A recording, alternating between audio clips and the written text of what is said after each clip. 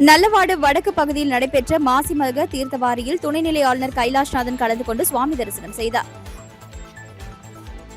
Ariyankuppam communion நல்லவாடு வடக்கு மீனவ கிராமத்தில் அமைந்துள்ள அருள்மிகு ஸ்ரீ தில்லையம்மன் ஆலய 2ஆம் ஆண்டு மாசிமக கடல் தீர்த்தவாரி நிகழ்ச்சி மிக சிறப்பாக நடைபெற்றது. முன்னதாக மங்கள இசையுடன் தொடங்கிய நிகழ்ச்சியில் அம்மனுக்கு அபிஷேக ஆராதனைகள் செய்து உற்சவ அம்மன் கடற்கரைக்கு எடுத்து செல்லப்பட்டு அம்மனுக்கு மஞ்சள், பல்வேறு வாசனை திரவியங்கள், பால், தயிர், சந்தனம், பன்னீர், இளநீர், பல வகை பழங்கள் இவைகளால் அபிஷேகம் செய்து மகா தீபாராதனை காண்பிக்கப்பட்டது. இதில் துணைநிலை ஆளுநர் கைலாஷ்நாதன் மற்றும் சட்டப்பேரவைத் தலைவர் ஏம்பலம் செல்வம் ஆகியோர் கலந்து கொண்டு சுவாமி தரிசனம் செய்தனர். அதனைத் தொடர்ந்து பாஜக மாநில செயலாளர் ராமு, என்ஆர் காங்கிரஸ் பிரமுகர், தவளக்குப்பம் வேளாண் அறிவியல் கல்லூரி நிறுவனர் அக்ரி கணேஷ் ஆகியோர் கலந்து கொண்டு சுவாமி தரிசனம் செய்தனர். இந்த தீர்த்தவாரி நிகழ்ச்சியில் நூற்றுக்கணக்கான பக்தர்கள் கலந்து கொண்டு சுவாமி தரிசனம் செய்தனர். பாதாள சாக்கடையில் இருந்து வெளியேறிய எண்ணெய் திரவத்தால் வாகன ஓட்டிகள் வழிக்கு விழுந்த நிலையில் தீயணைப்புத் துறையினர் விரைந்து வந்து தண்ணீரை பீச்சழைத்து சாலையை சுத்தம் செய்தனர். புதுச்சேரி நகர பகுதியான நேரு வீதி செஞ்சிசாலை சந்திப்பில் தனியார் உணவகம் மற்றும் பேக்கரி இயங்கி வருகிறது.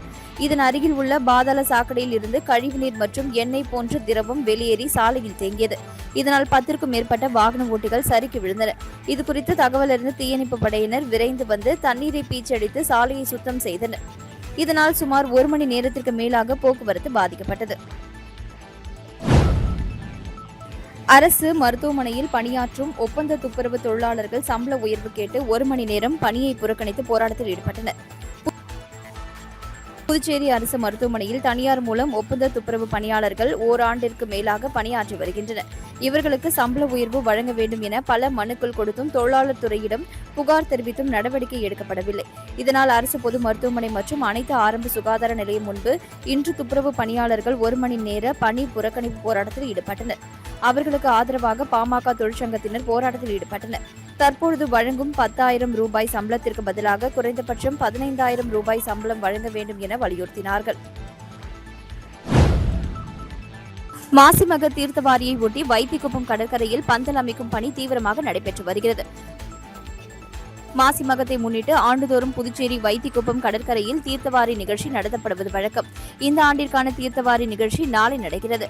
இதற்காக அரசு சார்பில் தேவையான முன்னெச்சரிக்கை நடவடிக்கைகள் மேற்கொள்ளப்பட்டு வருகின்றன. பொதுமக்கள் வெயிலில் அவதிப்படாமல் இருக்க பந்தல் அமைக்கும் பணி நடைபெற்று வருகிறது. கடலோர பகுதியில் பொதுமக்கள் இறங்கி செல்வதற்கு வசதியாக பாறைகள் சரி செய்யப்பட்டுகிறது. தடுப்பு வேலிகள் அமைக்கும் பணியும் நடைபெற்று வருகிறது. இந்த தீர்த்தவாரி நிகழ்ச்சியில் மயிலம் முருகன், தீவனூர் பொய்யாமொழி விநாயகர், லட்சுமி நாராயண பெருமாள், செஞ்சி ரங்கநாதர், திண்டிவனம் நல்லிய கோடான் நகர் ஸ்ரீனிவாச பெருமாள், புதுவை மணக்குள விநாயகர், ராமகிருஷ்ணா நகர் ஹயக்ரீவர், காசிபாளையம் சரபேஸ்வரர், பிரம்மதேசம் பிரம்மபுரீஸ்வரர், மேல்மலையனூர் அங்காள பரமேஸ்வரி உள்ளிட்ட பல்வேறு கோவில்களில் இருந்தும் 100க்கும் மேற்பட்ட உற்சவ மூர்த்திகள் கொண்டுவரப்பட்டு வழிபாடு நடத்தப்படும். மாசிமகத்தை ஒட்டி முன்னோர்களுக்கு திதி கொடுக்கும் நிகழ்ச்சியும் நடைபெற உள்ளது. மேலும் மாசிமக தீர்த்தவாரியை முன்னிட்டு புதுச்சேரியில் அரசு மற்றும் தனியார் பள்ளிகளுக்கு விடுமுறை அளிக்கப்பட்டுள்ளது. ஊசுடு தொகுதிக்கு உட்பட்ட பல்வேறு பகுதிகளில் உள்கட்டமைப்பு பணிக்கான பூமி பூஜையை சட்டமன்ற உறுப்பினர் சாய்ஜி சரவணகுமார் தொடங்கி வைத்தார்.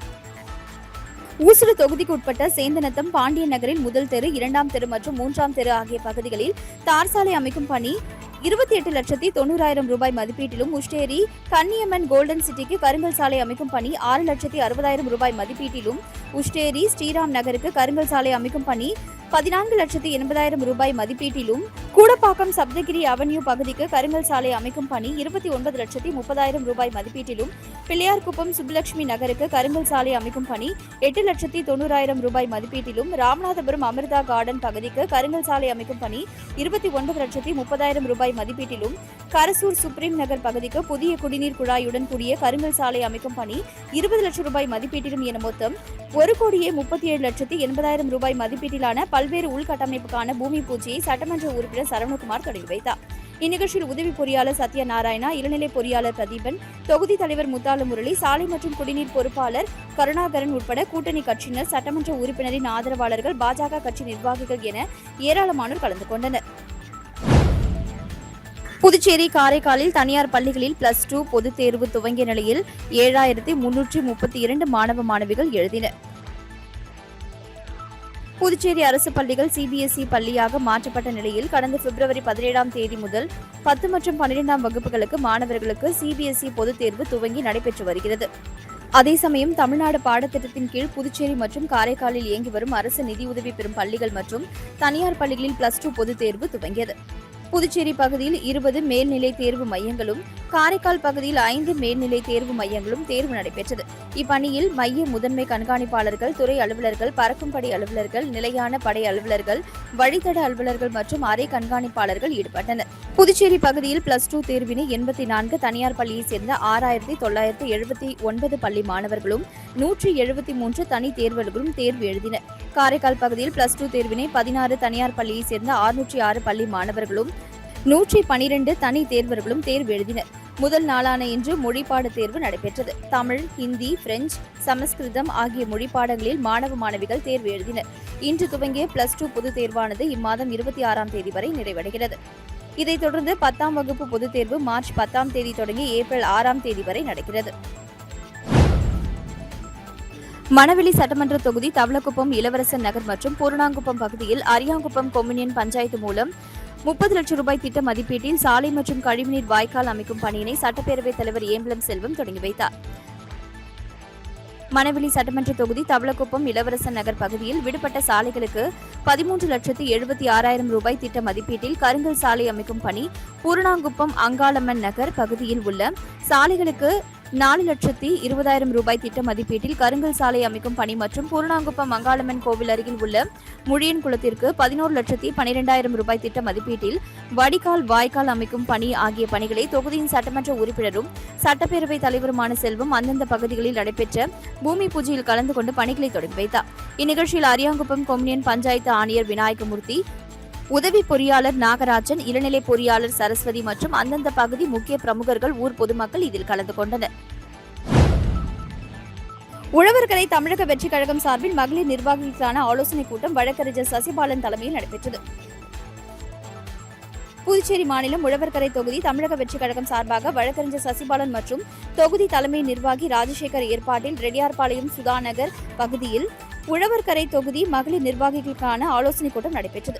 இக்கூட்டத்தில் கழகத்தின் வளர்ச்சி குறித்தும், தொகுதியின் வளர்ச்சி குறித்தும் மற்றும் தேர்தல் செயல்பாடுகள் குறித்தும் ஆலோசனை செய்யப்பட்டு அனைவருக்கும் உணவு வழங்கப்பட்டது. இக்கூட்டத்தில் கழக சமூக ஊடக பிரிவு இணை ஒருங்கிணைப்பாளர் நிரோஷ்குமார் மற்றும் புதுச்சேரி மாநில நிர்வாகி புதியவன், தொகுதி அணி நிர்வாகி அசோக் மற்றும் ரம்யா ராமச்சந்திரன் ஆகியோர் முன்னிலை வகித்தனர். மேலும் இக்கூட்டத்தில் தொகுதி நிர்வாகிகள் விஜயலட்சுமி, மார்கரெட், சாந்தி, ஜெனோவியா, வரலட்சுமி மற்றும் கழக நிர்வாகிகள், கிளை நிர்வாகிகள், தோழர்கள், தொண்டர்கள் என திரளானோர் கலந்து கொண்டு சிறப்பித்தனர். பணி நிரந்தரம் செய்ய வலியுறுத்தி உள்ளாட்சித்துறை தினக்கூலி ஊழியர்கள் பேரணியாக வந்து தலைமைச் செயலகத்தை முற்றுகையிட்டு போராட்டத்தில் ஈடுபட்டனர். புதுச்சேரி மாநிலம் தினக்கூலி மற்றும் கிராம பஞ்சாயத்து ஊழியர்கள் சங்கம் சார்பில் தலைமைச் செயலகம் நோக்கி பேரணி இன்று நடைபெற்றது. சங்கத்தின் தலைவர் காத்தவராயன் தலைமையில் உள்ளாட்சித்துறையில் 16 ஆண்டு காலமாக பணிபுரியும் தினக்கூலி ஊழியர்களை பணி நிரந்தரம் செய்ய வேண்டும், 7வது ஊதியக்குழுவில் பரிந்துரைத்தபடி நிலுவையில் உள்ள தொகையை வழங்க வேண்டும் உள்ளிட்ட கோரிக்கைகளை வலியுறுத்தி 100க்கும் மேற்பட்ட ஊழியர்கள் காமராஜர் சிலையில் இருந்து ஊர்வலமாக தலைமைச் செயலகம் நோக்கி சென்றனர். நேரு வீதி, காந்தி வீதி, செட்டி தெரு, தலைமைச் செயலகம் அருகே சென்ற பொழுது போலீசார் தடுப்பு கட்டைகள் அமைத்து ஊழியர்களை தடுத்தனர். இதனையடுத்து ஊழியர்கள் அங்கேயே தர்ணா போராட்டத்தில் ஈடுபட்டனர். அப்பொழுது கோரிக்கைகளை வலியுறுத்தி கண்டன கோஷங்களை எழுப்பினர். அரியாங்குப்பம் தொகுதியில் சுமார் 8 லட்சம் ரூபாய் மதிப்பிலான வளர்ச்சிப் பணிகளை தொகுதியின் சட்டமன்ற உறுப்பினர் பாஸ்கர் என்கிற தக்ஷணாமூர்த்தி பூஜை செய்து தொடங்கி வைத்தார். அரியாங்குப்பம் கொம்யூனியன் அரியாங்குப்பம் பகுதியில் உள்ள பிரம்மன் சிலையை ஒட்டியுள்ள சாலைக்கு சட்டமன்ற உறுப்பினர் தொகுதி மேம்பாட்டு நிதி 2025-26 ஆண்டிற்கான 2ஆம் தவணையில் இருந்து அரியாங்குப்பம் கொம்யூனியன் பஞ்சாயத்து மூலம் 3,87,000 திட்ட மதிப்பீட்டில் சாலை அமைக்கும் மற்றும் கழிவுநீர் வாய்க்கால் வசதி அமைக்கும் பணி மற்றும் அரியாங்குப்பம் ஐயப்பன் கோவிலை ஒட்டியுள்ள ஸ்ரீ ராமஜெயம் நகருக்கு 4,76,000 ரூபாய் திட்ட மதிப்பீட்டில் சிமெண்ட் சாலை அமைக்கும் பணி ஆகியவற்றை தொடங்குவதற்கான பூமி பூஜை நடைபெற்றது. அரியாங்குப்பம் சட்டமன்ற உறுப்பினர் பாஸ்கர் என்கிற தக்ஷணாமூர்த்தி கலந்து கொண்டு பூமி பூஜை செய்து பணியினை தொடங்கி வைத்தார். மேலும் இந்த நிகழ்ச்சியில் அரியாங்குப்பம் கொம்யூனியன் பஞ்சாயத்து ஆணையர் விநாயகமூர்த்தி, உதவி பொறியாளர் நாகராஜன், இளநிலை பொறியாளர் சுரேஷ் மற்றும் அப்பகுதி என்ஆர் காங்கிரஸ் மற்றும் கூட்டணி கட்சியினர், பொதுமக்கள் பலர் கலந்து கொண்டனர். புதுச்சேரி மாநில அந்தஸ்திற்காக என்ஆர் காங்கிரஸ் தேர்தலை புறக்கணித்தால் அவர்களுடன் சேர்ந்து காங்கிரஸ் கட்சியும் தேர்தலை புறக்கணிக்க தயார் என MP வைத்திலிங்கம் தெரிவித்துள்ளார். இது தொடர்பாக செய்தியாளர்களிடம் பேசிய அவர், புதுச்சேரியில் கடந்த காங்கிரஸ் ஆட்சியில் வேகத்தடையை மோடிதான் கிரண்பேடி மூலம் தடை போட்டார். காங்கிரஸை ஏடிஎம் என கூறிய மோடி கடந்த 4 ஆண்டுகளாக அவர்கள் ஆட்சியில் இருப்பதால் கண்டுபிடிக்க வேண்டியதுதானே என்று கேள்வி எழுப்பிய அவர், ஏடிஎம் மிஷின் எங்குள்ளது? இந்த ஆட்சியில்தான் ஏடிஎம் இருக்கு. அது பிஜேபி ஏடிஎம்மா, பிஎம் ஏடிஎம்மா என தெரியவில்லை என தெரிவித்தார். டெல்லியில் கெஜ்ரிவால் மீது போடப்பட்டது பொய் வழக்கு என தெரிந்துவிட்டது. அதே நிலைதான் ஏடிஎம்மும். இந்த ஆட்சியில்தான் ஊழல் நடக்கிறது. அதனால்தான் அதிகாரிகள் கைது செய்யப்பட்டார்களா என கூறினார். மேலும் மாநில சுதந்திரம் வேண்டும் என்பது மாநில மக்களின் கோரிக்கை. முதலமைச்சர் மக்கள் கோரிக்கை என கூறாமல் தனது கோரிக்கை என கூறினார். இருப்பினும் பிரதமர் செவிமெடுக்கவில்லை. முதலமைச்சரின் கோரிக்கைக்கு பிரதமர் பதிலளிக்கவில்லை. மாநில அந்தஸ்திற்காக தேர்தலை புறக்கணிக்க தயார் என சட்டமன்றத்தில் அறிவித்ததை வெளிப்படையாக ரங்கசாமி அறிவித்தால் காங்கிரஸ் கட்சி அவர்களுடன் நிற்கும் என்றும் தெரிவித்தார். ஆனால் ரங்கசாமி பாஜகவிடம் சரணடைந்து விட்டார் என காங்கிரஸ் தலைவர் வைத்திலிங்கம் குற்றம் சாட்டினார். தொடர்ந்து அரசு விழாவில் அரசியல் பேசி புதிய நாகரிகத்தை பிரதமர் மோடி துவக்கியுள்ளார். புதுச்சேரியின் வளர்ச்சி பற்றி எதையும் கூறவில்லை. தமிழ் தாய் வாழ்த்து, தேசிய கீதம் இல்லை. இதனால் இது அரசு விழாவா என்ற சந்தேகம் உள்ளதாக தெரிவித்தார். காரைக்காலில் மாசி மகத்தை ஒட்டி மண்டபத்தூர் கடற்கரையில் தீர்த்தவாரியில் 5000க்கும் மேற்பட்ட பக்தர்கள் கடலில் புனித நீராடி சுவாமி தரிசனம் செய்தனர். காரைக்கால் மாவட்டம் மண்டபத்தூர் கடற்கரையில் மாசி மகத்தை முன்னிட்டு வரிச்சிக்குடி ஸ்ரீ வரசக்தி விநாயகர் ஆலய பஞ்சமூர்த்திகள், மேலகாசாக்குடி ஸ்ரீ வரதராஜ பெருமாள், வரிச்சிக்குடி ஸ்ரீ வரதராஜ பெருமாள், திருவேட்டக்குடி ஸ்ரீ திருமேனியழகர், வரிச்சிக்குடி ஸ்ரீ அகதீஸ்வரர் உள்ளிட்ட 17 சுவாமிகள் தீர்த்தவாரிக்கு எழுந்தருளி பக்தர்களுக்கு அருள் பாலித்தனர். மேலும் அஸ்திர தேவருக்கு மஞ்சள், திரவிய பொடி, சந்தனம், பால் உள்ளிட்ட பல்வேறு வாசனை திரவியங்களால் சிறப்பு அபிஷேக ஆராதனைகள் நடைபெற்றது.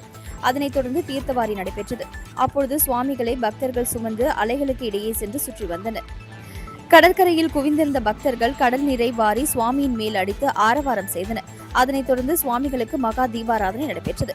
இந்நிகழ்ச்சியில் சட்டமன்ற உறுப்பினர் சந்திர பிரியங்கா, அருள்மிகு ஸ்ரீ திருமேனி அழகர் தேவஸ்தான அறங்காவலர் குழு தலைவரும் முன்னாள் சட்டமன்ற உறுப்பினரும் அதிமுக மாவட்ட செயலாளருமான MV ஓமலிங்கம் மற்றும் வரிச்சிக்குடி, மண்டபத்தூர், மேலகாசாக்குடி கிராமங்களின் பஞ்சாயத்தார்கள் உட்பட 5000க்கும் மேற்பட்ட பக்தர்கள் கலந்து கொண்டு கடலில் புனித நீராடி சுவாமி தரிசனம் செய்தனர்.